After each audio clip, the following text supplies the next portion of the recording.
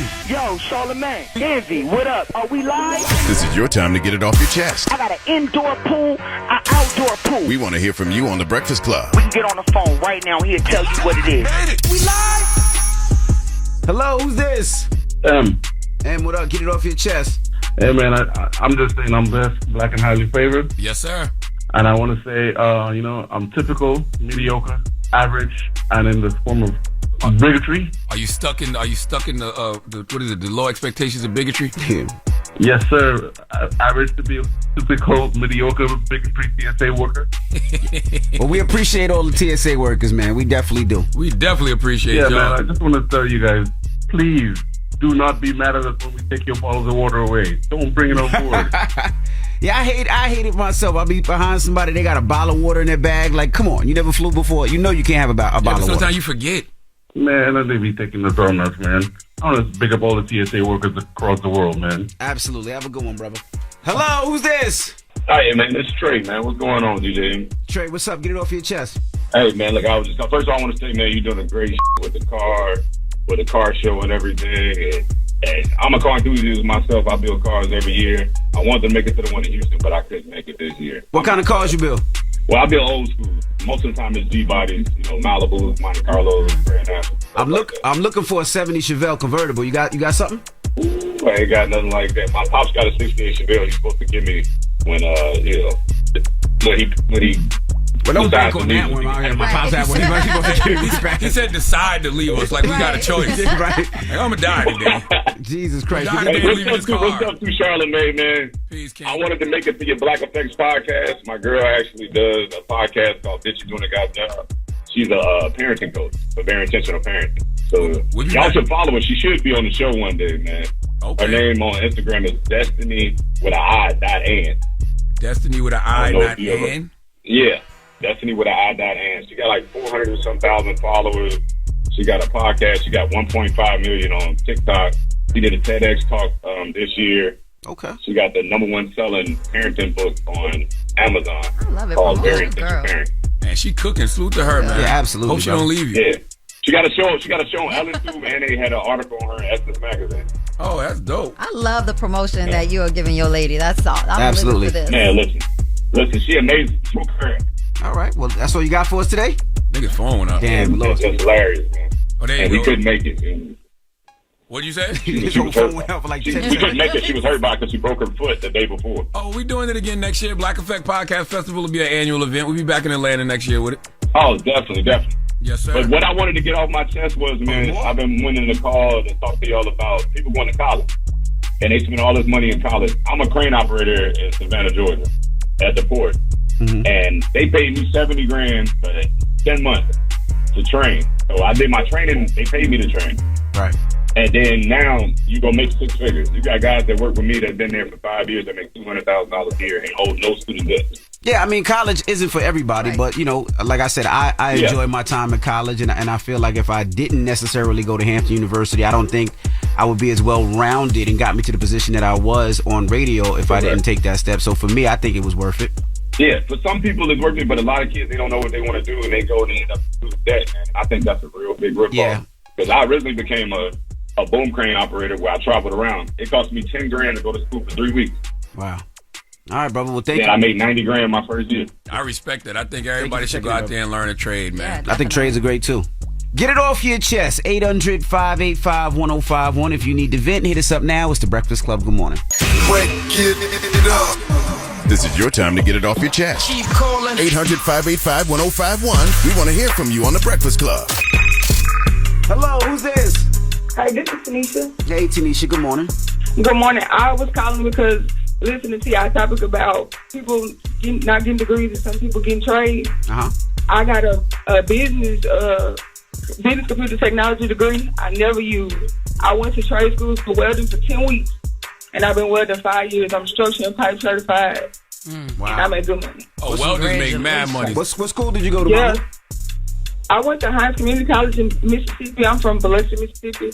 But I work at the second biggest shipyard in the U.S. I work at English Shipbuilding in Pascagoula, Mississippi. And shout out to all blue-collar women. That's How much you make an hour? Right.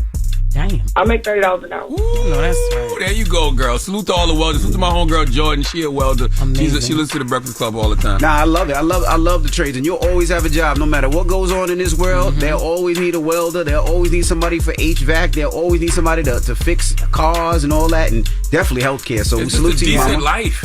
Like, you know what I'm saying? Definitely. I encourage everybody to get them a trade, because in my house, school, college might not be for my kids, but you definitely get a trade. Okay. And I wonder how protected those jobs are against artificial intelligence. I feel like jobs like that, you're gonna need human hands always, right? Yeah. It's hard being a welder because there's so much stuff you gotta fix and do. It's a lot. Yeah. My shipyard on my shift got about 8,000 people, and I work first shift. I'm going in now.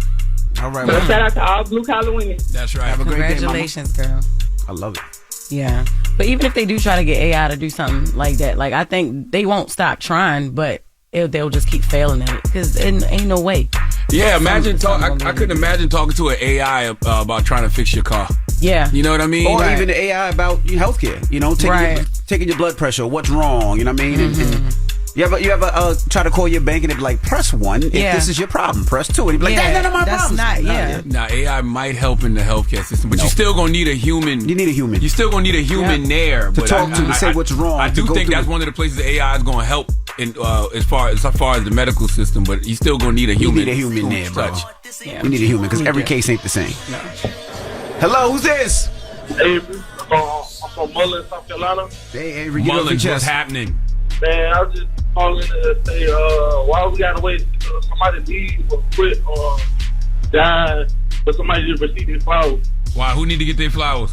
Well, I mean, like, in general, like, okay, like, you, Charlemagne, you know what I'm saying, you doing what you doing, you doing your thing, you know what I'm saying, you need flowers down. Yeah. I agree. When people say that, definitely your flowers. You saying my name right now. Let him go. Oh, my bad. Wait, I'm sorry. Give Envy the flowers. You say what? No, go ahead. You said DJ Envy, you definitely need your flowers. Go ahead, bro. I'm listening. Oh, yeah. Because the work, the car shows, everything they start doing, I mean, like, Charlemagne, the mental health, everybody needs that mental health. Just Larry needs her flowers, too. Yeah, she just needs her flowers. Thank you. Now, thank you, brother. Appreciate you, brother. Kodak Black said, if they don't give me my flowers, I'm just going to take them out the dirt. I know that's right. You know what I mean? That's what he said on Pistols and Pearls. I thought you was a soft girl. Yeah. I am. Why you so soft hard? girls listen to Kodak Black? You doing a lot right now. You're so hard. Don't rip no flowers out no dirt, because ain't nobody giving you none. That's all right. Please, don't mess up nobody's garden. Please give him his flowers. He's just messing up people's garden. Please, somebody give him some flowers. Get it off your chest. 800-585-1051. If you need to vent, you can hit us up. It's The Breakfast Club on BET. The Breakfast Club. Morning, everybody. It's DJ Envy, Charlamagne the Guy. We are The Breakfast Club on BET. And we got a special guest with us this morning. Big legend Capo. Capo is here. Jim Jones. What's up with y'all, man? What's up, Jim? Y'all still getting up hella early. Vamp life, you just going to sleep? Definitely got an hour of sleep before I got here, but it's good. How you feeling, man? I'm feeling pretty good. I mean, for what it's worth, man. Somebody told us today, and I for whatever reason, I thought it was longer, but they said you've been in the game 20 years. More than that. That's what I feel like. I feel like it's more than 20, right? Cam got signed in 97. Yeah.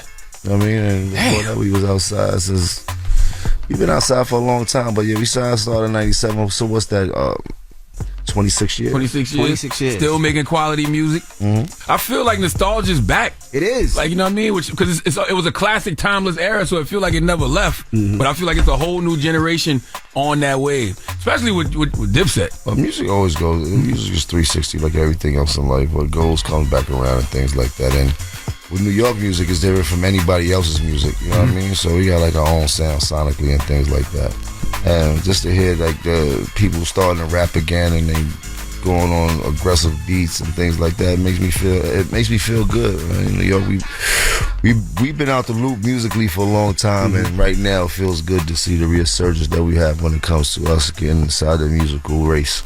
You know what I mean? Shouts to all the artists that's popping out here right now and putting on from New York City. I tip my hat to you. I know it ain't easy. Yeah, it feels like nobody can perform in Harlem now without bringing somebody, either the whole Dipset out. We actually was in the building the other night when Cam was performing. Oh, you was there? Okay. Me and Joel was in the crowd watching the show. We came out to support mysteriously. Cam came out. Did you know Cam was coming out, or was it a surprise to you too?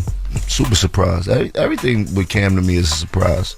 I don't got no, you know what I mean? Mm-hmm. It ain't like it used to. It ain't like I know what his moves is and things like that. You know, wish the best to him in all his endeavors and things like that. I see he's doing a sports show right now. Y'all got the craziest relationship, because I swear sometimes I feel like Dipset's on tour, everything is good, and then it's like, no, I had no idea he was coming out. Because even with the Drake, y'all all came out together for the Drake show. Mm-hmm. And how was that when Drake reached out and called and said he wanted y'all guys to be a part of it? That was dope. Shout out to Drake, shout out to Chubbs. I got a great relationship with him. I got to speak to them earlier about that. And I think I put it out there in the air. Y'all coming to Harlem, bro. He like, oh, we got to go up. Shout out to them boys. That was a hell of a moment for us, for Diplomats, for Harlem. All the work we put in for all the years, vice versa, you know what I mean? Pretty dope. Even with that, Drake is a branch off the family tree, though, because, I think people forget, how Wayne was running around with Dipset back in the day. He's Young Money, and Wayne is our buzzing.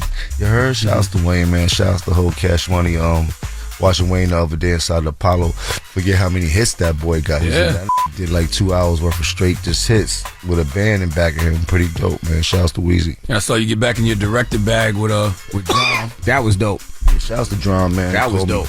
Call me one day like, you still directing? I'm like, yeah, but I usually direct all my videos or videos for my artists and things like that. He like, I got something I want you to direct. It's not necessarily a video. And then he told me, I was like, oh man, that's crazy. Like, I want to shoot some scenes from Juice Over, and I got all the artists, I got all the actors from the original movie. That's Juice. dope. Mm-hmm. I was like, you got Tupac too? He like, nah, I couldn't get Pac. Couldn't get Pac. But I got everybody else, so, But directing Queen Latifah definitely was the highlight of the whole thing for me. You get to direct the Queen. That's big right there. Not to take nothing away from Omar Epps and, you know what I mean? But I'm just saying, Queen Latifah is Queen Latifah, man. Absolutely. This, you know what I mean? Now, I heard you talking about doing a Dipset TV show, a movie. No. I wanted to start to create a show called 5H, which is my life in 5H before we actually got the fame and went on to be in Dipset. So that whole time inside of 5H, when Cam and Mason, everybody was living with me inside my grandmother's apartment and things like that, is very instrumental to our success. And so much wild things were going on inside of that 5H apartment. I think people will be very enthused to see some of these scenes about our history coming up. Loosely based, you don't want to get nobody in trouble out here. That's all I was going to say. The statute of limitations up? I would hope so. That was a long time ago in the projects of 5H. But yeah, I mean, we got so much history. And with all of these shows, with the Wu-Tang show and all these shows, BMF, depicting the hip-hop culture and things that went on in the past, all the stuff that we've been into, especially for New York City, I think is only right. Will we get a Dipset documentary? I would love to see how, you guys meeting and how y'all got on and the relationship with Mace and how y'all signed and through the trials and tribulations. And I would love to see all that. All of that is like 5H. That's all of high school and just graduating out of high school era and things like that. And Cam and Mace going to the same high school. Me and Cam living on the first Ave on the same side, and they being from the west side. Like all that was around high school in the 5H days. And then when Cam and Mace went to college, they both got kicked out. And when they got kicked out from school, they ended up coming to live with me at my grandmother's house, who had recently passed away. Yeah, both of them. Mm-hmm. Oh wow! So Cam, Mace, Jewels, few other famous artists that made it pretty successful when this game all came out. My grandmother's house, she provided the shelter for us, so we would have to be in the streets at night. That's crazy. So that's what the whole 5H story is about. Exactly what you're talking about. The very humble beginnings of who we were before we became Diplomats and Jim Jones and Killer Cam. I never knew that. So what's your relationship with Mace now? It's weird to see that at one time you were beefing with all these guys when they were in your grandmother's house. Y'all grew up with each other. Like, y'all lived with each other. Yeah, 100%. We definitely lived with each other. We definitely grew up with each other. We know each other. As we got older, we all kind of separated on our own ways and things like that. But we started together wholeheartedly. Don't care for Mace too much. You heard? Tell Mace go say some prayers. Word up. You heard? My deck, Mace. Let me stop. The show is entertaining. That is what it is. It's entertaining, though. What? It is what it is, show. I like seeing you do the weatherman, them do that. Like, to show the size of your personality. It is. They definitely very funny. Always been a group of comedians. I can't take that away from them. And they're very knowledgeable about basketball. They both grew up playing basketball. Mm-hmm. Mace was cool. Cam was definitely had a chance to go to the NBA. I can't say that with no hate and nothing in my heart. boy was dumb nice since we was younger, starting the Rucker at age 15. They calling him Cam the All-American. Him and Mason went to the championship in Madison Square Garden and things like that for Manhattan Center and stuff like that. So they was some ballers. So see them on the television show. What is it? What it is? It is what it is. It is what it is. Pretty dope. I hope they get a check for that. You know what I mean? And you got the Back in My Prime album with Hitmaker. I love that title. Do you feel that way? Do you feel like you back in your prime? For like the third time, but yeah, it feels good. I mean, I've been through so much to still be able to make music at this capacity and still be in the game, still getting records played on the radio, still making top 40 hits and things like that. I've seen a lot of people come and go, especially with being in the game so long or get to a standstill. I'm blessed to be able to keep going and keep being able to make this good music. Shouts to all my artists, BGVL, all the youngsters that be around me to keep me in tune with what's going on. It's a medium you gotta have. You know what I mean? Like we gotta guide each other. So that's where I'm at. Where was Capo's first prime? What would you consider as a solo? Just solo. What would you consider your first prime? Because you said for like the third time. Our first prime was when I was in the streets. Yeah. That wasn't musically. That was musically. My second prime was when I was able to do the music. My third prime is where I'm at right now. Was it Ballin'? Or Certified Gangster? Ballin', I would say Certified Gangster too. Well, Certified Gangster was my introduction. Mm-hmm. I was kind of hot off the intro, stuff like that. But I think that moving into Ballin' and Hustler's Poem was kind of like me moving into my first prime when I was at the top of the game at that time and things like that. And then if they build you up to knock you down, if you're not strong enough to persevere, you won't be here next year. I'm still here, so God bless. All right, we got more with Jim Jones when we come back. Don't move. It's The Breakfast Club. Good morning. The Breakfast Club. Morning, everybody. It's DJ Envy, Charlemagne the Guy. We are The Breakfast Club on this Friday. We're still kicking it with Jim Jones. Charlemagne? Now, they Pusha T reach out and say, Jim, you bugging. I'm top 50. I don't think Pusha T gonna reach out to me. I'm not the type of person who gonna reach out to me about my opinion. You heard? Y'all not cool? I mean, I ain't cool with him like that. I don't know him like that. I know him to say what's up, and give him a pound. You dig? And I wasn't trying to diss him. And just they asked me a question. And, I get very excited and things like that. But I don't think my phone ain't the line to be calling. Jim is funny. Jim said, I wasn't trying to diss him, but Jim said he's not top 50. I don't think he was selling drugs and crack like that. Like, I mean, Jim don't stop. Jim just keep going. Jim said, not his own dope. Not his own crack. Not his own. I mean, maybe I might have took a little bit far. Maybe I could have said something else to get my point across. And I don't want to sit up here looking like we using Pusha T for the butt of our joke and things like that. But I mean, it's like it is what it is, man. Like, we're not going to sit up here and go back and forth about it. I don't really care. Do you know? Can you sing along the 5 Pusha T records right now? His records. Yes. His records? Yeah. Name them. Pusha. Nostalgia. Oh, you was a Pusha T fan. He's like, I didn't know he had fans like that. Can you name 5 Pusha T records? No, his records. See, but no, can you? No, can you rap to 5 Pusha? I can't rap 5. All right, can you rap to 5? Wait. Can you rap? If 5 Pusha T records, not the records he's featured on, if 5 Pusha T records came on right now, could you rap them? You could rap 5 Pusha T records? Yeah. Could you rap 5 Pusha T records right now if they started playing? What do you mean rap? Like the hook? Could you sing them? Verse for verse? They came on like certain joints? No, sir. I'm saying could you rap? All right, could you rap 5 J verses if they came on? Absolutely. Could you rap with 5 Drake verses if they came on? Nah. You lying. But I've never been a big Drake fan. You're lying because you work at radio. If 5 Drake records came on right now, you would be rapping them. Because they play on the radio all day. I know, but to rap lyric to lyric like I could do Jay, I couldn't. But he still don't. And he clipped. Jim started tapping his foot before he did that. I'm just going to say that because I don't want to get it because they're like, yo, Jim way wild on them. Shout out to Pusha T. I love your soul, my dog. You're not in my top 50. You might be in Charlemagne's top 50 and things like that. But you haven't done that much for me in my life. Like, I didn't never want to be like Pusha. I never had a Pusha moment in my life. I never thought, like you did, like, where I'm from, you want to be like you if you was really that dude and that rapper and things like that. Wanted to be like Pusha? He was influenced by Pusha? Yeah? Okay, cool. That's why Pusha did the Mr. Me Too record. Okay, cool. You a very strong Pusha T fan. You heard? And I don't care because people be like, look at Jim talking. Nigga, you is nowhere near top 50. You top 950. You crazy? Like you think I don't really care? I would say that Pusha had I went to school in Virginia where Pusha was from, and I know Pusha a long time. All right, if five Jim Jones records play right now on this radio, could you sing along to them? Yeah. 5 Jim Jones records play right. 5 Jim Jones records. You can't tell me 5 Pusha T records, but you can tell me 5 Jim Jones records. You can't tell me 5 Pusha T records, but you can say 5. So what we talking about? You want me to get into the real semantics of this shit? Like what we talking about? I think Pusha top 50, man. All right, cool, but you can't. Nice, yo. We can't put on. Let's start playing some Pusha T records. You said he was He's nice. Yeah, I'm not saying great. Nice. He's not. Well, now listen. Being nice and being in the category is 2 different things. See, that's what I rank the top rappers on. I rank them on actual rap, like who can really spit. You know, that's why I gotta put Pusha in top 50 for rap. Just rap. We just talking bars. So what is we gauging the top 50 on? Just rap? So anybody can slide. So anybody can slide in there. That's what I don't be knowing with these lists. Bro, if you talking about somebody supposed to be the top 50 greatest of all time, what are we gauging it on? That's true. That's what I want. You heard? Mm-hmm. It gotta be. It gotta be everything. It can't just because he could rap nice.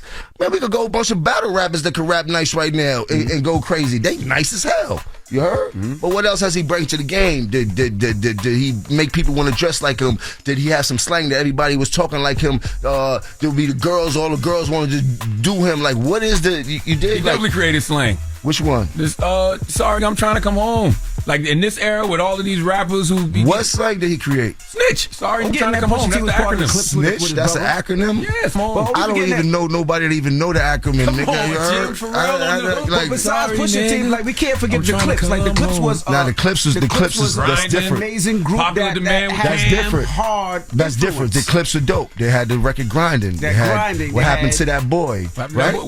You dig? Like so. I'm not. It's not like I don't know the music. We're not gonna sit here and say that. But the clips and Pusha T, 2 different things. I would think you would like Pusha, Jim. I didn't say I don't like him. Albums. He make great albums. I never listened to one whole Pusha T album. You gotta listen to a Pusha album. Nah, he make never. Man. He does. He spit. I've never listened to a whole Pusha T album. He just had an album that won a Grammy. Do y'all know any of the records on that album that won a Grammy? He was nominated for a Grammy. Yeah. His last 2 albums was nominated for a Grammy. Okay, cool. Do y'all know any records on these Grammy nominated? Yes. What? The last album is Almost Dry. Diet Coke. Ramparton Road. My Neck, My Wrist. What else was on that listen last to album? this out of your basement because I never hear it nowhere. You heard? Like I never hear it nowhere. Like no disrespect. Like we're like you did, and and let's get like people don't crucify me because let's not make this about me and him because it's not about me and him. You heard? Because you heard like it's not about me and him. I'm just talking. This is why I don't want to do no more interviews. I don't want to do no more interviews. What does the coffin mean, Jim? Let's just man. You got the logo for your label, right? The coffin. Yeah, it's a logo for my label. Word. Shout out to everybody out here that's a rapper, man. I mean, I'm not trying to diss nobody. I'm a bit of a comedian at times, so man, so pardon me for that. It is what it is, man. Word. But just don't call my phone. This ain't the type of phone you want to call for any type of smoke. You heard? That is a smoke detector. You better leave that phone alone. You heard? You better continue to give me high fives when you see me. You heard? That's all I'm about. Is good energy. Let's continue to throw this love out there. You heard? Champagne toasters and all that. We all live a pretty good life, man. You heard? One time Jim called me. I said something he didn't like. Jim was like, "What was that?" Yo, that's right. I'm like, my bad. I can tell by things. Like, what was that? Do not listen to him. Do not listen to him. I'm not the type of person. I'm a very loving person, man. Years ago. Now, Jim has done some wild stuff. I see Jim say the first comedian to walk out the building. I said, damn. I'm not walking out the building. You might think I'm a comedian. Damn, man. I was terrible, man. Jim said, what was that? You don't play with me like that. Because if you play with me like that, then everybody else going to think they're going to play with me like that. And I'm not going to play with none of y'all. We got a problem. Like, yo, like, nah, let me stop, man. Just goddamn. I grew up hard, man. Got a part of me, man. I don't know, man. But right now I'm in a place of love in my heart, and it kind of gets twisted when people ask me these difficult questions, and I don't know how to answer them without honestly. You know what I mean? That's so. Can we leave it at this? Just my opinion. It is your opinion. I don't want no Pusha T smoke. I don't want to end up in none of his raps. Jim, you dig? Now, See, you know what I say he's nice, right? Dumb nice. The boy know how to talk about some cocaine. You heard? He talking about Pablo numbers. You heard? Like that boy talk about cocaine. You understand it? God damn it! I ain't even saying that he ain't nice. Well, the album is out right now. Back in my prime. Make sure you pick it up. What you want to hear off the album? Let's play it now. Shout out to Young Bird, one of the most incredible producers out there. I was very blessed to be able to do this album. Very dope album. Shout out to Chrissy. This album is pretty much written about her in so many different ways. I would say let's go with Gunshot. Gunshot featuring Beam. But thank y'all, man. I just want to tip my hat to y'all. Y'all keep doing things for us to look at and be inspired by y'all. BET move. Y'all are in a new building. Y'all got thrones that y'all sitting on. You know what I mean? What could be better than this? But I seen y'all grind the same way y'all seen me grind and things like that from the beginning. I know things wasn't as good as it is now, coming up and things like that. But y'all continue to break down barriers inside of this journalism game, and when it comes to being on the radio and things like that, and taking #1 morning shows and man, tip Thank that. you, brother. You know what I mean? Tap yourself on the back sometime, man. You heard? Correct. Oh man, I appreciate y'all, Yes, man. sir. All right, it's Jim Jones. It's the Breakfast Club. Good morning on BET. The Breakfast Club. Your mornings will never be the same. When it's time to get with someone special, the best way to do it is with Magnum large size condoms. That gold foil wrapper is a badge of honor, and it means you're protected. And you take care of things with comfort. Accept no substitutes. Bring the pleasure with the gold standard. Magnum large size condoms. Steady calling my phone. Made it. It's topic time. Call 800-585-1051 to join into the discussion with the Breakfast Club. Morning, everybody. It's DJ Envy, Charlemagne the Guy. We are the Breakfast Club. Now, if you're just joining us, we're talking about Gabrielle Union and Dwayne Wade. Now, this comes from a recent interview she did, and she was talking about her splitting the bills 50-50 with her husband. Let's listen. That first sense of security and that the work is coming, and as long as I keep knocking it out, there's going to be more, and there isn't this sort of sense of the rug is could still be pulled out. I struggle with that still, just because I think I just have more responsibilities, for my money. It's weird to say I'm head of household, because in this household, we split everything 50-50. But in the other households that each of us have to support, it puts there's always this gorilla on your back that it is you better work, you better work. Somebody might not eat. Come on, you gotta work. And it's hard. It's hard to let that go. So I'm working on that. All right, so we're asking, what are your thoughts? And we got Tracy on the line. Tracy, good morning. Hey, good morning. Hey, bro, what's your thoughts, brother? So my thoughts is this. If it's a regular couple and they both working jobs, I don't see nothing wrong with going 50-50. But if the woman's in school or something like that, I understand a man paying the bills. But if the man's paying all the bills and the woman's not doing anything, how they ever going to get anywhere, as far as investments and growing a better future for the family, leaving a legacy? How they going to get anywhere if they regular people and the man just spending all the money on the bills and not doing nothing? This goes back to exactly what we was just talking about. You just said that woman's not doing nothing, but I guarantee you, if you go to that woman that hypothetical woman's house you're talking about, and you see all of the things that she does on the daily in that house, you would realize that nothing you're saying is a huge something. Tracy, are you married, Tracy?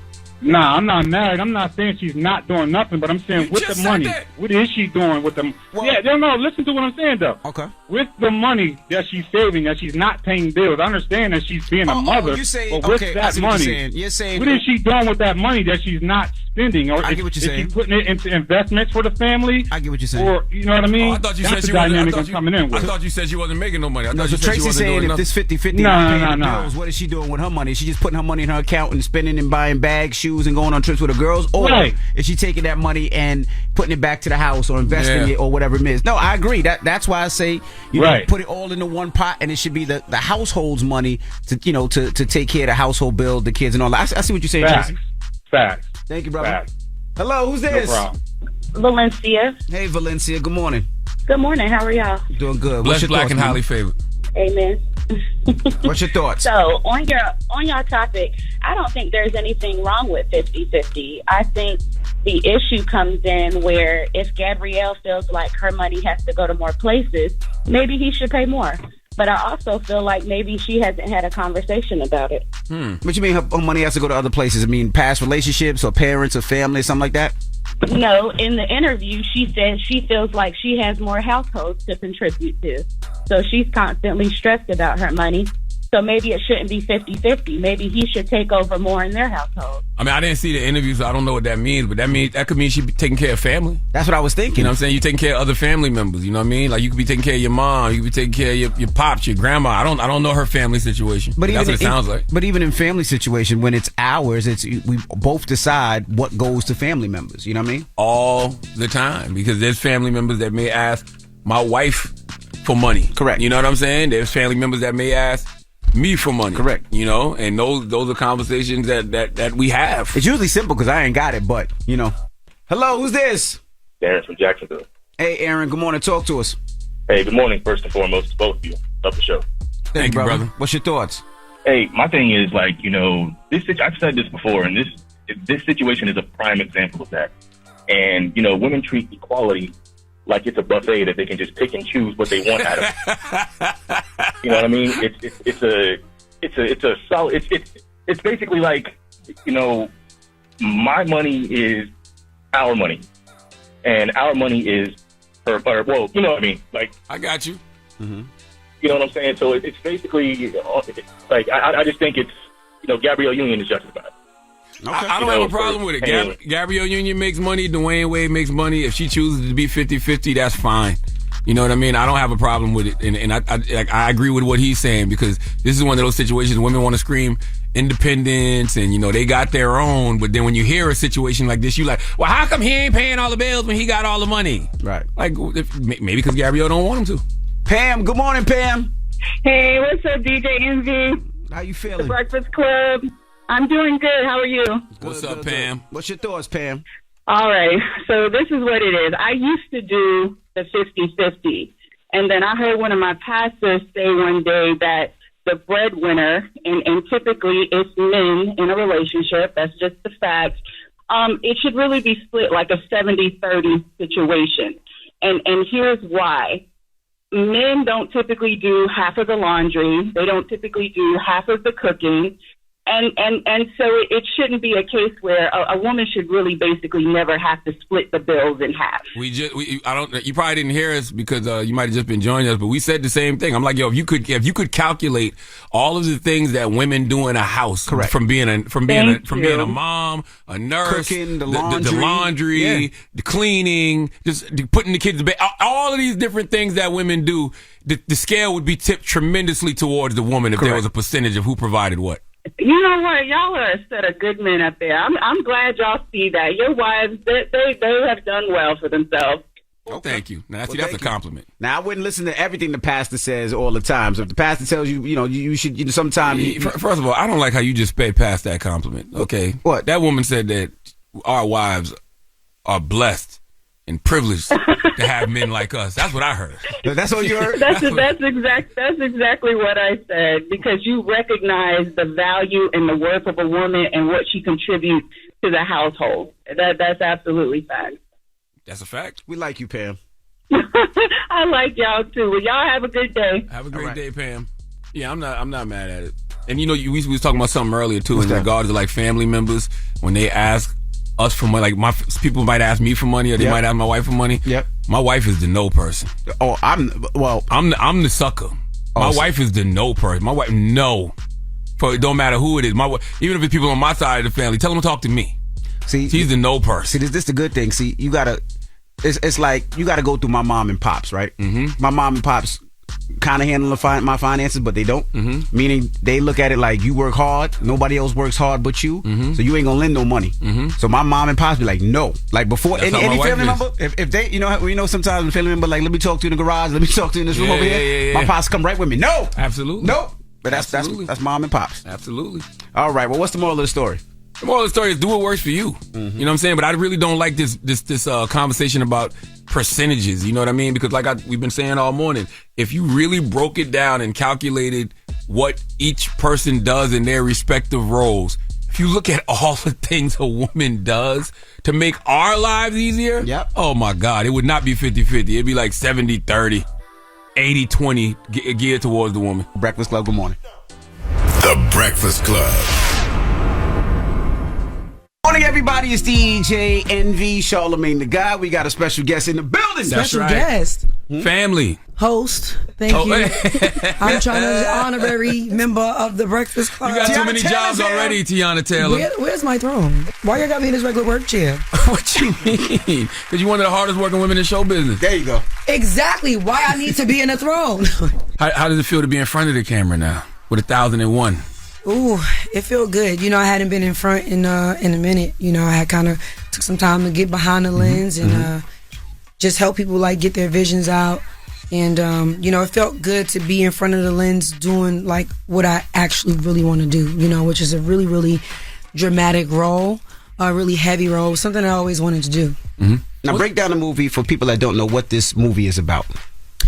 You know, I want to say that the movie is really, it's a love letter, you know, to just all moms, single moms, that's just like trying to navigate this thing that we call life, you know, especially black women. And for me, I feel like we're not protected enough. We're not appreciated enough. We're not loved enough. You know, our strength is constantly used against us. You know, like we're forced to be strong women, but it's not by choice. And then it's just like it's beneficial to others when it's time for us to show up and time for us to show strength to others. But when we show up for ourselves or we, you know, we're strong, it's an issue. So it's kind of like, damn if you do, damn if you don't. And I think that, you know, this movie shines a light on a woman who is strong, like, you know, everyday woman and just the struggle that black women go through, you know, and I think is a really eye-opening film for the world to see. Is that what interested you about the role? Like, absolutely. Okay. With Inez, when I first read it, I really connected with her instantly. You know, me coming from just retiring, because this was the first project I took on since my retirement. So, you know, coming from a place where I felt undervalued or, you know, unappreciated or almost even invisible or maybe unheard, that was her same struggle. We may not have been the same reasons, but we had the same struggles, you know. And, you know, Inez was really an outlet for me. I want to say therapeutic. You know, you and I spoke when I came the last time, and you was like, yo, you like literally one of the most sane artists in the industry. Like, how do you do that? And I think for a long time, I just keep a lot of things bottled in, you know, and I'm so busy, I just keep it pushing. You know, that's the hustle in me. Like, yeah, that shit happened, but I got to keep it rocking. I got to keep it pushing. And I think that with Inez, I was finally able to let all those years of like whatever, you know, quiet battles I was fighting, dealing with postpartum depression, coming back home to film such a heavy role and having to go to funerals during my lunch breaks. It was crazy. So it was like I had to pour all of that into Inez, and you know, she was that outlet of like, oh my God, I can finally like throw my cape off from being super mom, being super wife, being you know, super director, super artist, you know what I'm saying, and get to just finally have a moment of weakness. You feel what I'm saying? Like be weak for once and it be considered art. It's dope because y'all take it back to the 90s era where, I mean, from everything in that movie, from the cars to the clothes to, you know, the music to, I mean, Angie Martinez was on the other station during that, right? She was on the other station. So how was that? And how she had one slip up though. What? You must have been ad-libbing. When you said, talk to me nice. Yeah, you did say talk to me nice. Nobody saying that in the 90s. When they were playing baseball, you said talk to me nice. You know what's crazy? Because only ghetto New York people took the talk to me nice in that way. I didn't even go in front. That's how I took it. Like that. No, talk to me nice. Talk to me nice. But technically, I'm your mother. Talk to me nice. Nah, B. Yo, talk to me nice. Talk to me nice. So how involved were you with doing some of that? Because I know sometimes you love that era as well. Yeah, y'all know I'm like obsessed with that era. You know, it's also crazy to look back at it because to have to step into the era now as an adult, not only as an adult, but as a mother is crazy because in 96, I was little Terry's age. I was 6, you know, not understanding or all the way processing what was going on in, you know, the city around me, the world around me, you know. So to kind of like go back and relive some of those moments as an adult, one was pretty cool because, you know, I always wanted to be in that era. I'm always like, this ever don't deserve me. I need to go to the 90s. I should have been like 17, 18 in the 90s. So, you know, it was dope to go back, but it was also emotional because it made you like realize how much of that is now gone. How much of that have been erased, that vibrance, the color, that mom and pop feeling, like when you used to walk on a block and you know everybody, the sprinklers is out, we lost a lot of that to gentrification and different things like that. And it's just like, and it's just like, to evolve is amazing, of course, but when you want our city and our community to evolve and not have us included and you pushing us out, it's not beneficial. So all the glass, all the gray, less brick. You feel what I'm saying? Like it's cool and all for their aesthetic, but it's like y'all pushing my people out. You feel what I'm saying? You never wanted to get married on the brownstone in Harlem? Because that when I seen it, I'm like, that is Teyana. You know what's crazy? It makes sense though. Me and Iman got married in Cleveland, like right in front of our bathroom where we had Junie. That was the closest thing because he was playing for the Cavaliers. So it's like, we hood. So I could see myself doing that. And how was he during the time? How was he during the time when you said you were depressed and you wanted to retire and you felt like people didn't appreciate and respect you? Because that's the main support. Of course, Mom Dukes and your hubby. Honestly, it was the hardest for my closest, whether it was my mom, my husband, my friends, my pops. It was my pops is reckless. He like me, so he like, man, f that shit. If you don't want to do it, you ain't gotta do that. Yeah, Bo Money. I love that. He's like, Team Teyana, like I'm riding with you. You know what I'm saying? Of course, he's gonna always give me his honest opinion. That's dads though. Exactly. But you need that balance. You need that one that's like, yeah, all right, well, cool. We out. And then you got Mom and my husband where they're literally my biggest fan. So to them, I'm like the greatest person in the world. So they can't really see and they hear me. Don't get me wrong. I cry in their arms, like they're there 100%.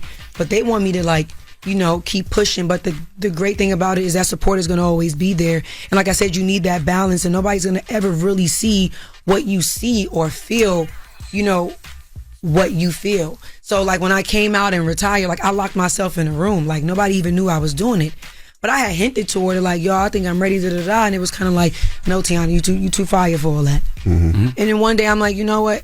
I got to do what I got to do. And I walked into a room and I went live and all my family watched me from a different room and didn't even know that I was going live to do it. But it was something that I needed to do for me. Like I didn't need any other outside noise, even from the closest people to me. I didn't need that. I needed to go and like follow my heart, and follow what I felt like my higher path was, which wound up being one of the best decisions in my life because, for a minute, everything was like, the music was the end all be all. But like, nah, this gotta hold off because like when this album drop, you know how that music go and it kind of takes up a lot of your world, and I was ready to do other things that I love that I felt like had been put on a back burner, and I feel like I was ready for this moment. I had done a lot of movies already, but it was always like dance movies or like I was the sexy girl, I was the hot girl, and it was like, nah, like I'm ready to evolve. I'm ready to really bask, in my true journey. All right, we got more with Teyana Taylor. When we come back, don't move. It's the Breakfast Club. Good morning. Everybody, it's DJ Envy, Charlemagne the Guy. We are the Breakfast Club. We're still kicking it with Teyana Taylor. Now, you said underappreciated, right? Yeah. Who made you feel that way, right? Because if you look at the music, your fans supported you, right? All your shows were sold out. I mean, you had a good time on shows, and you have so many people that come to support you. So what made you feel underappreciated? Like what accolades? Because you were sold out, people loved you. Nobody ever came. Everybody said that your music was trash. They loved your music. So what was it? But like, just imagine if all of that was happening with nothing.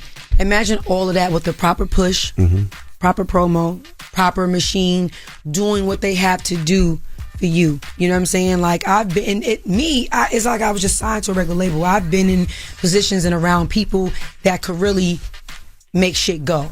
You know what I'm saying? And we've even spoken about it like,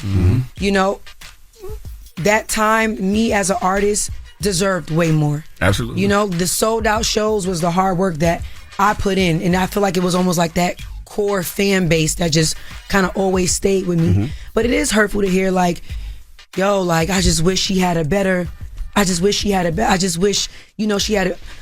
push. Like, it's a lot of different things. I remember when I put out Gonna Love Me damn near independently. I called Charlamagne. I'm like, yo, I got this remix.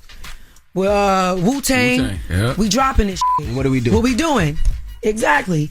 And at that point, I couldn't even really get cleared for a video budget, you know. And I remember when we put that out, they wound up clearing me for a little video budget. It was something small, but like that one small yes, though, which I'm still grateful for, because that one small yes opened up the door for bigger budgets. And when it was time to do my other videos, and that's when I really got into my directing heavy, because I knew that I was able to, you know, tell a story.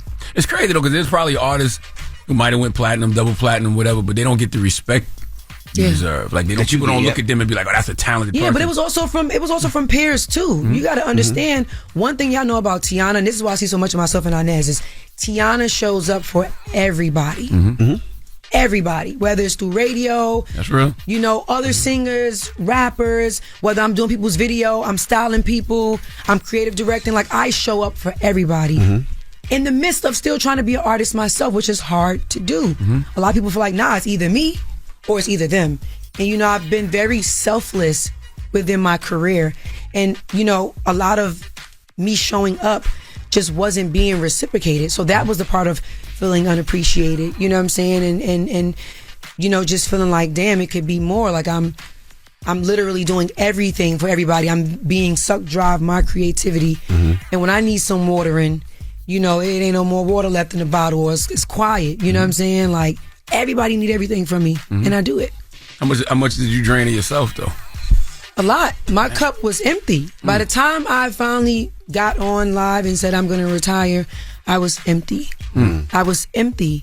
And I remember really just asking God, like, okay, what is my higher purpose? Like, what do you want me to do? What is my job so I can get that done? You know?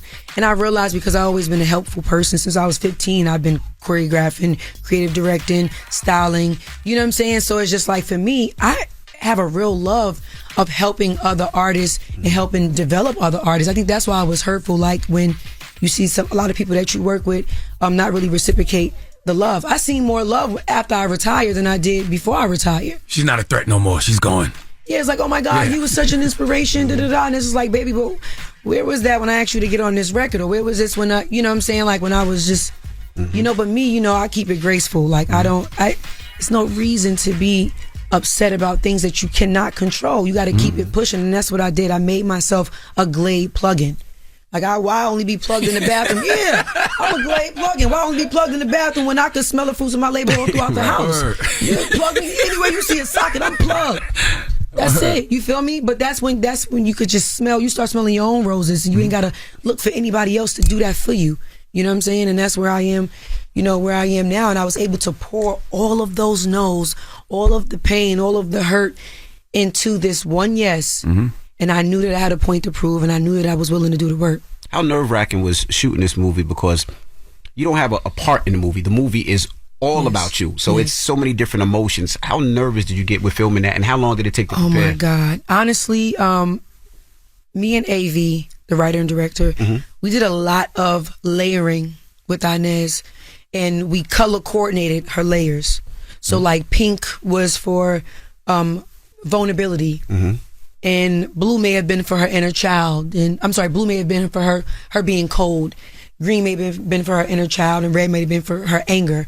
So by the time we got done workshopping, I had a rainbow script, you know, so I was able to know what emotion to jump in. It was a perfect shorthand for us to kind of like, okay, we on set. In this scene, you may be blue and pink today. So then you see the scene with the cup of noodles, how I'm able to laugh but like cry at the same time. That was some good ass acting. No, for real, like though that the noodles layer, hanging out your mouth. For real, you know what I'm saying? Like, and it's crazy because I want to say I shot that scene coming straight from my lunch break, but during my lunch break I had just attended a funeral. Damn. So I wasn't nervous. Remember I told you earlier, Inez was my outlet. She was my therapy.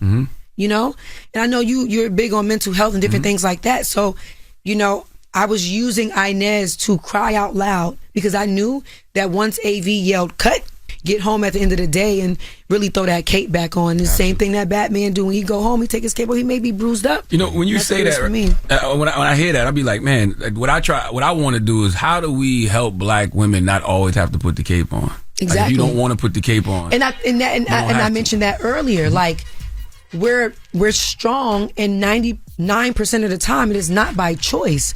So yeah, it may look good, like, yeah, she's a strong black woman. That's why I said to be Inez and to be weak for 12 hours was the most amazing feeling. When I say weak, I don't mean like literally weak, but just to have a moment of weakness, to just be able to exhale. Wow. You know, like that is a lot, because we are forced to be strong until it's against. We're forced to be strong for others until it's time to be strong for ourselves. And that's why I could connect with Inez. It wasn't a bit of nervousness in my heart to play Inez, because I knew I had a story to tell through Inez, and Inez had a story to tell through me. You know, so I was in her skin. We were like two souls in one body. What was the most difficult part of that movie, if there was any? You know, wasn't eating them noodles. I'll tell you that much. We've seen so much. You was hungry when you ate them noodles. We seen you doing the hair. Yo. We seen And you that was hella screaming and acting too, because them yelling. noodles was cold. For real? Yeah, but they looked like they was hot. Did that. Yeah. What was the most difficult part, if any? The most difficult part was, I think, raising my 3 sons. And, you know, acting out the different layers of Inez, because we don't shoot in order. So like one day I'm 22-year-old vibrant Inez, thick ass accent. You know, next day I'm 34-year-old Inez, barely got a voice. But it was really eye-opening to see what a single mother go through, because being a mom is the biggest job. Even with the partner, even with the husband, it's the biggest job. Especially women with girls, you know, it's harder because they're mommy girls and they want to do what mommy's doing. And, you know, it's a bigger job. It's the biggest job. I don't care what nobody says. It's the biggest job. All right, well, don't move. We got more with Teyana Taylor. When we come back, it's The Breakfast Club. Good morning. Good morning, everybody. It's DJ Envy, Charlemagne the Guy. We are The Breakfast Club. We're still kicking it with Teyana Taylor. Charlemagne? When you in the movie, there's a point where that she has to let her son go, right? Yeah. Did that make you think about, you know, at some point you're gonna have to let your daughters go and figure it out? I think about that often. And Junie's only 7 and Rue's only 3, and I'm just like, I'm with you. I ain't Right? letting nobody Yeah, go. I'm like, I don't like that. That's why I'm like trying to give them that independence to be able to express themselves, that freedom, you know, because kids need that too, and people think because they're kids they're not allowed to express themselves and have feelings, and I want them to, because when you do get older, I want you to feel like you don't gotta leave me. Oh, that's how I You know, feel. I didn't tell mommy anything. You know, shoot. You can stay here for as long as you want. As long as you want, ain't no rush. I was gonna ask you, there was one part where you push your friend's moms. Yeah. She should have beat you up though. She definitely, you talk to her mom Inez like that? Definitely should not have pushed her. I wouldn't have done nothing like that. However, you are not going to call me a streetwalker. I think it was really You was hurtful. in her house. Trying to do right. I literally came in from finding work, and you down my throat. I remember I was crying at first. I'm like, yo, can you at least acknowledge me? Trying to have that moment of vulnerability. Yeah. This is the point. This is the problem now. We're too forced into having to go into survival mode. I agree. Because she was vulnerable before she went into survival mode. And it was, once again, it was not the right decision at all. It wasn't the right thing to do, but her head just wasn't in that space. She was in survival mode. She had never been loved. She never had a mom. She never been seen. She don't know. You know, people say, act like you ain't got no damn home training. She literally don't. That's real. She has no home to train in. But that's what I say, you shouldn't judge people based off what they do in survival mode. Exactly. Yeah. Exactly. I was gonna ask, so are you doing reality TV? That's done? Because I know one time your family was on reality TV and we got to see it inside. Twice. Yeah. With VH1 and E. I'm thinking about it, but this time if I do it, it's gonna be on my own. You gonna EP it? Yeah, my own network. You know what I'm saying? Like, for me, it's just, we busy in real life. Majority of the times, people don't even see me anymore together. Like, he's literally in Chicago doing the show. I'm literally out here doing the press run. Like, we are, like, literally, fame aside, we are that family that's literally a working family, including Junie. You see, she got billboards. Like, we're literally a working family, you know? So it's like, for reality TV, even though they say it's your reality, and I loved working with both VH1 and E, and they loved us, you know, and I appreciate their support. Even to this day, they always showing love. But even within reality, it's still not really a reality if it's a certain type schedule, you know? And due to COVID made it hard too. Like, they can't just come on my movie set. You know what I'm saying? They can't just come on the set of The Shah. Like, it was really tough. So it's almost like we were in a relationship with them. It's like, well, when y'all gonna make time for us? You know, and it's just like, we got to do the things that make y'all love us to want to be able to follow our life. Right. You get what I'm saying? Like, we got a family to raise. So I think it was just like a clash in scheduling. And honestly, with working with I want to really make sure I got the space and opportunity to really give them that. Like, I feel like we wasn't able to like give them all of us, you know, even just the bare minimum. We weren't able to like give them. Look how many people love the show. Imagine they would have had 100% of the Shumperts. You know what I'm saying? Yeah. But it's just like, we were just extremely busy. We were never in the same place. So even that cost a lot of money. To send a camera crew with Iman, send a camera crew with me, then send a camera crew with my mom when she got to take Junie to her job because I got to work over here. Like, that shit is a lot. And doing it through COVID was the craziest. So it's like, I loved it though. I don't want to see you do reality TV. I want to see Teyana Taylor in front of the camera, and I want to see her with big budget shooting. And that's why we have to make executive decisions. And you see, that's what I'm doing. And right now, once again, just like music, just putting certain things on a standstill. And I look at all these different things like college, you know. It'll always be there for you when you're ready, no matter what age. I can make a beautiful song at 60. You know what I'm saying? I can make a reality. I can come back at any time. But right now, I want to focus on where I'm loved, where I'm appreciated, where I'm seen, and where I'm heard. And I feel like mentally, emotionally, I was really heard through this movie. So to honestly get all the support and love from this is amazing. What does success look like for you when it comes to 1001? It looked like this. For me, you know, I don't require a lot. You know, I think the awards and being rewarded is amazing.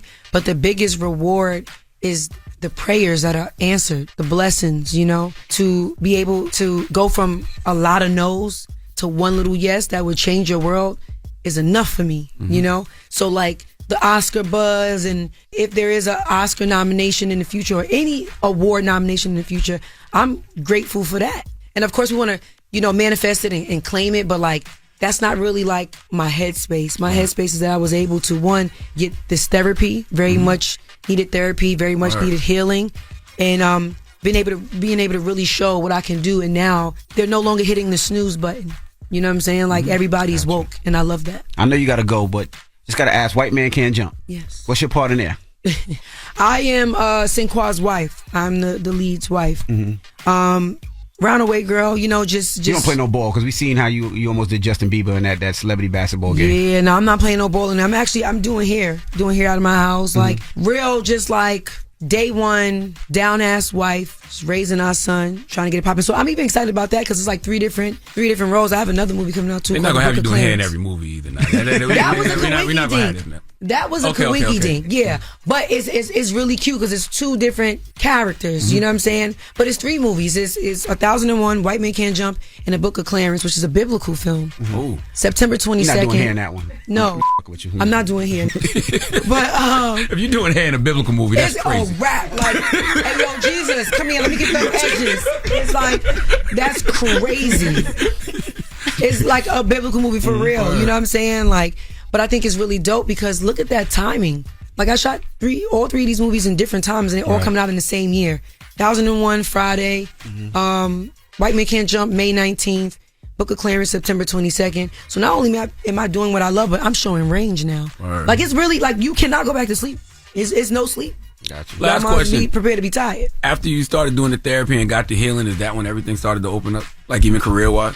Well, that's hard to say because I never had real therapy. My therapy was through Inez. She said through this character. Yes, so I had 12 hours of therapy for 6 weeks. He don't be listening. Yeah, he don't. It's okay. What you mean? He be listening. He's just intuitive. You know, he just want to more in depth. I had started my healing journey when I decided to retire. That's what I'm saying. Like, you see, I retired with grace.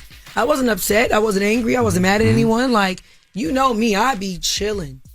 I just needed to get that out. So it wouldn't be like, oh, why she not putting out music? Why she not? I'm gonna let y'all know what it is. So when I am doing everything else in this world, you know what it's for. You know what that fight is for. You know what I'm saying? You know what that extra push is for, that extra grind. You know, like, that's just me. So it's like, you know, I had already started my process. And the moment I decided to keep that door cracked and allow myself to continue to open doors until I found a master key, that was my healing. You know, knowing that every single door on this floor is for me. I just gotta find the key to open it.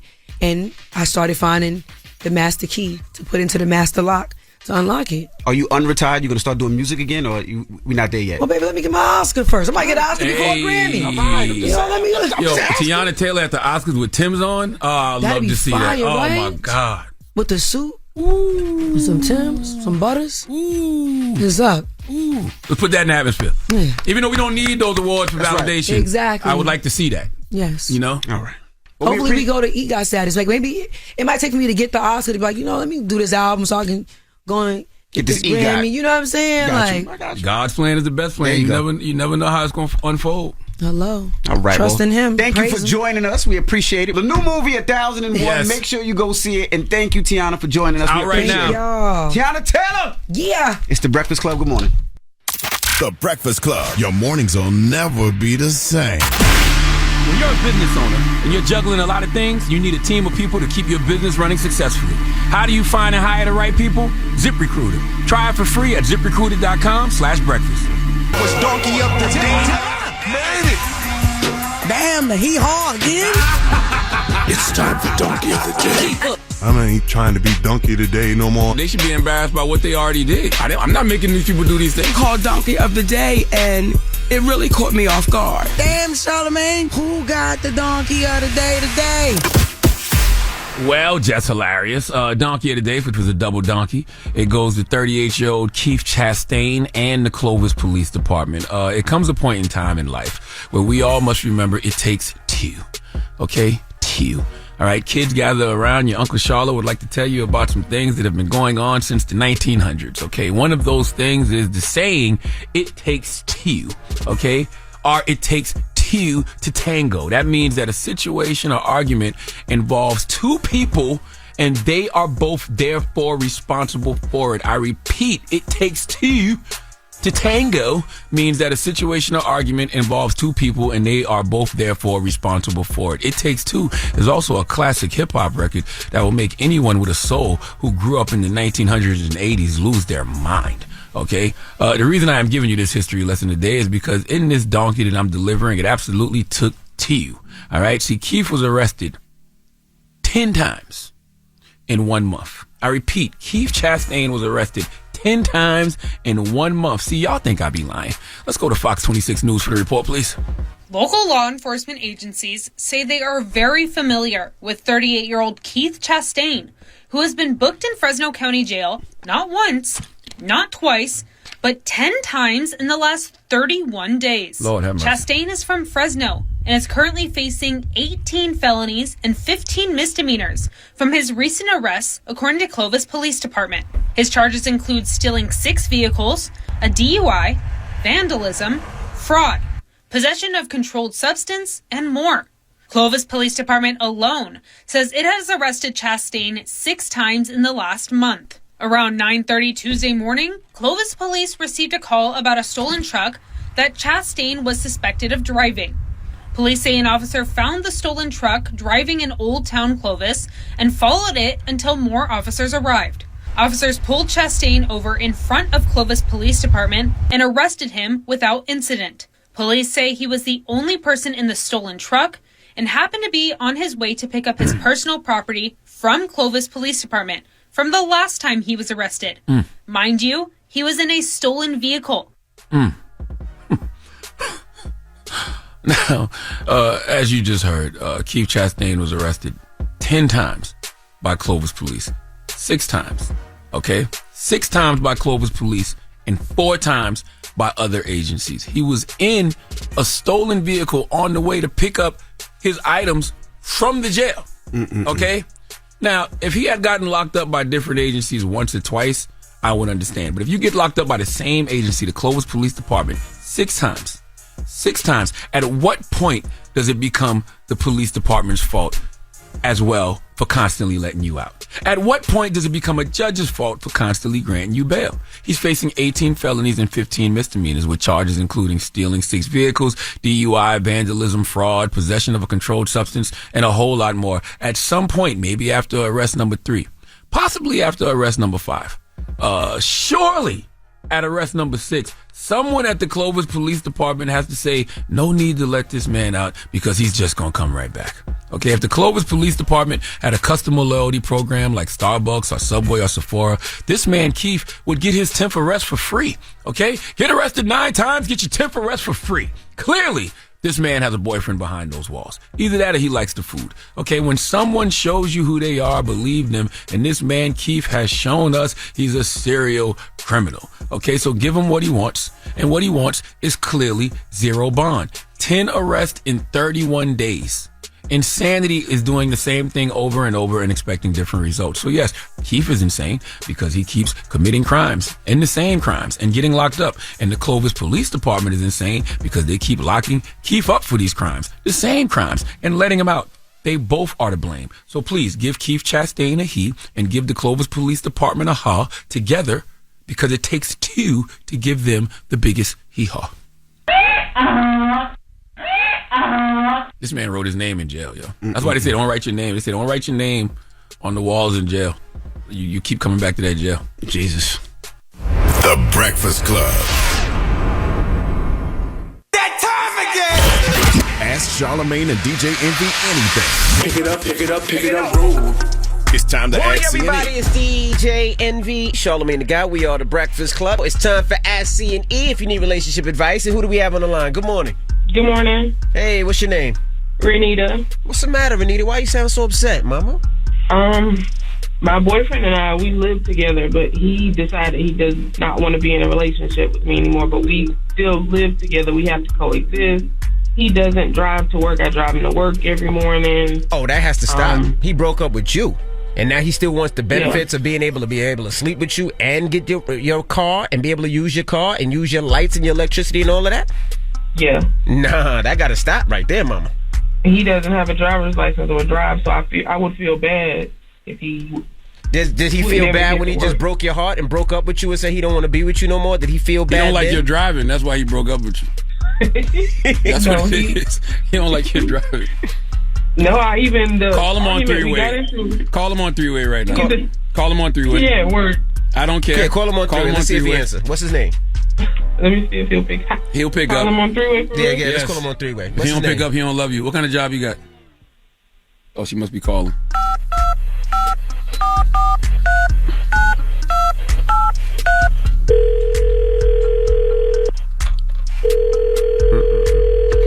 Hello, we are not available now. Please leave your name and... He didn't pick up. So what do you want us to do? I just want advice. Like, y'all think I should stop driving him to work? And we have to pay bills together. Yes. We're on the lease together. Yes. You're not going to listen. You love that man. You ain't going nowhere. That PP too good. Y'all been having too much unprotected sex. You ain't ready to walk yet. It's a 5-year relationship, so I don't want to leave. Exactly. Yeah, but you gotta, right now he's just using you. The fact that he broke up with you, he could still sleep with you. He could still use you to take him around. You gotta stop that. You gotta let him know, look, oh, if it's over, it's over. I'm not driving you around. I'm not doing that no more. You find your new bitch to drive you around. That I agree with. You gotta set boundaries, and being that he don't want to be your man is certain perks he don't get. So you can't be his Uber no more. Nope. You know what I'm saying? You can't give him the poom poom on demand no more. You know what I mean? Don't cook for him, none of that stuff. He got to do all that on his own. Treat him like a roommate. That's right. That's it. Tell him, so I guess we roommates now. So treat him like a roommate. I don't have sex with my roommates. He got to sleep on the couch. He can't sleep with you in the same bed. I don't drive my roommates to work. That's Sorry. Right. Okay. All right. You ain't going to listen. You're going to sleep with him tonight. You better listen. No. Watch. I'm listening. All right, mama. You're going to sleep with him tonight. Don't lie. Good luck. I'm going to listen. All right. Well, give us. I want you to call us back next week and tell us how this went. Please. Now, hello. Who's this? It's Erin. Hey, mama. What's up? Ask C&E. Yes, I have a question. I want to know, do I have a right to be mad or am I being petty? Me and my fiance, we've been together for 5 years, and we spend literally every single holiday together. Like, we don't even have to have a conversation about it. It's just automatic. Mm-hmm. But this year for Easter, he just told me 2 days ago that he was going to church and then work. Without you? And like very last minute. so he told you? He's very organized, very prompt. He is very, very organized. How long y'all been together? 5 years. 5 years. So wait a minute. So you said he's going to church and going to work, hanging out with his family, and didn't tell you and invite you? Yes, I was talking about it the other day, trying to see what I was going to wear to church, and he was like, "Oh no, I'm going to church, and then I'm going to work." Well, listen, he's making he's doing something he really shouldn't be doing right now. He's breaking a rule. A rule is spending holidays with his side chicks. His side chick invited him to church on Sunday, and he's going with her. Yeah, I'm not gonna lie. It sounds kind of odd that he's not taking you to church and not taking you to work when you've been together 5 years. You've been doing everything with him, and now all of a sudden he doesn't want to go with you.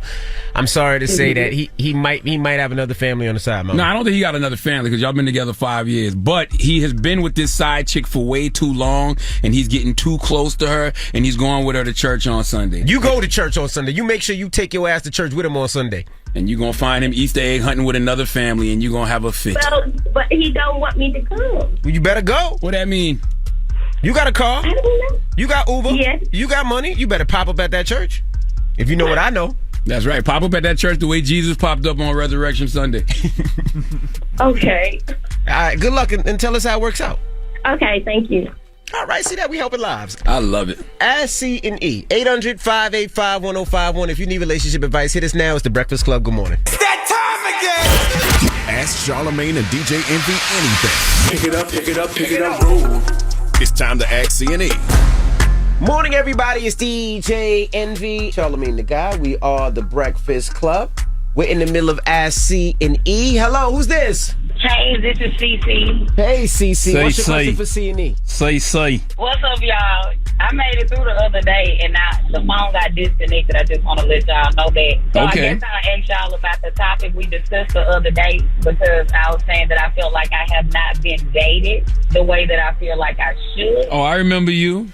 You said you wanted to go to McDonald's and somewhere else. McDonald's, yeah. So you said you were going to take me to Cracker Barrel, and I told you you could at least offer something. Because you started the bidding at McDonald's. You did start the bid at McDonald's, and I told you need better for yourself. That was that lady that her cousin tried to hook up with. Oh yeah, you're right. You're right. Don't put me on that scale, y'all.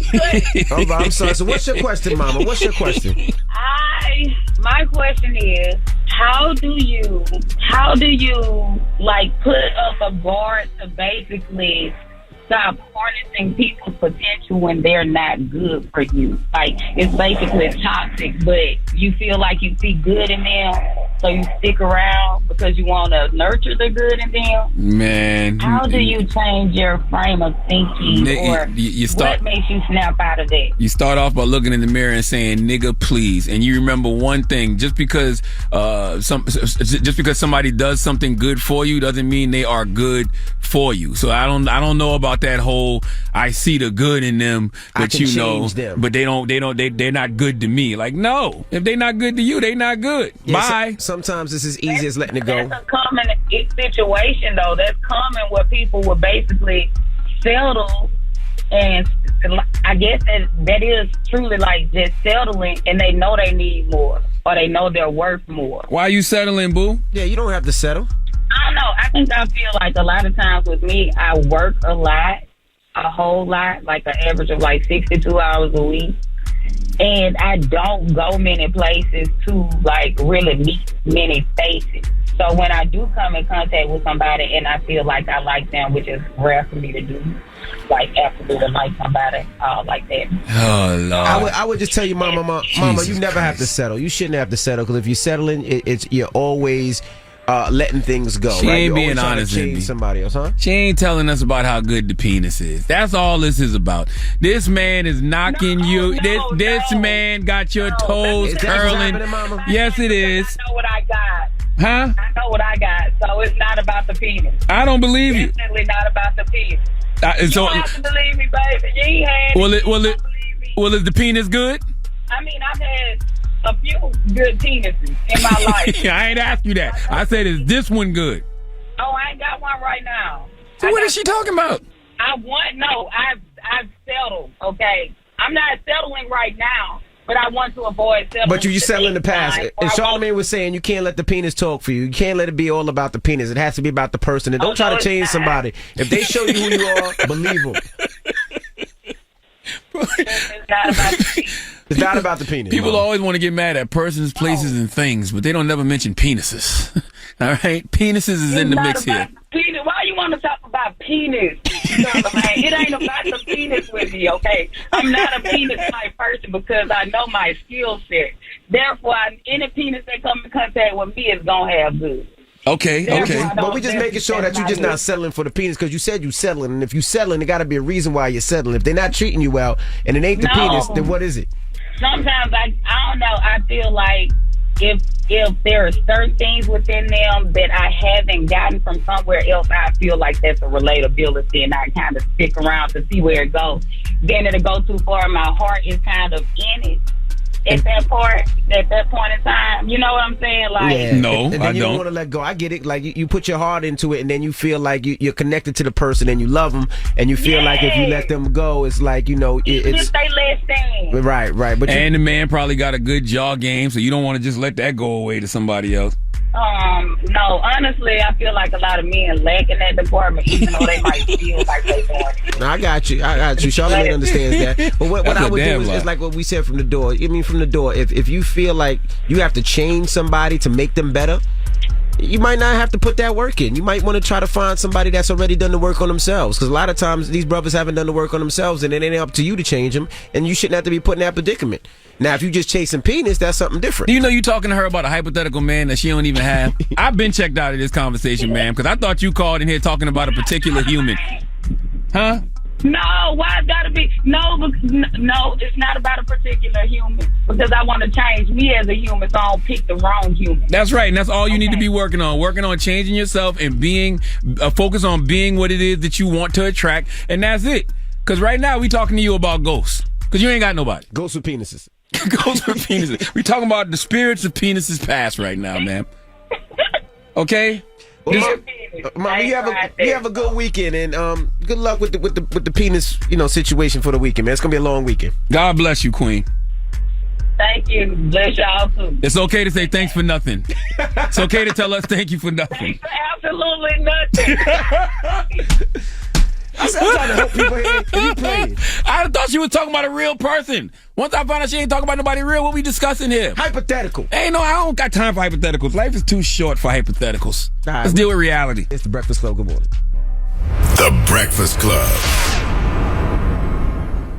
Everybody, it's DJ Envy, Charlemagne the Guy. We are the Breakfast Club. Now, Charlamagne, you got a positive note? I do, but I also want to tell people, man, make sure you go and pre-order Invisible Generals by Doug Melville. Doug Melville is my guy. Invisible Generals is one of the next books coming out on my book imprint, Black Privilege Publishing, via Simon & Schuster. And, what I love about having a book imprint is we're able to tell stories, especially stories about these hidden figures in our culture. And Invisible Generals is the amazing true story of America's first black generals, Benjamin O. Davis Sr. and Jr., a father and son who helped integrate the American military and create the famous Tuskegee Airmen. So it'll be out November 7th of this year, but you can pre-order right now wherever you buy books, man. So go to Barnes & Nobles, go to Amazon, and pre-order Invisible Generals by my guy, Doug Melville. Okay? Okay. Now, the positive note is simply this, man. Be humble and never think that you are better than anyone else. Breakfast Club, bitches!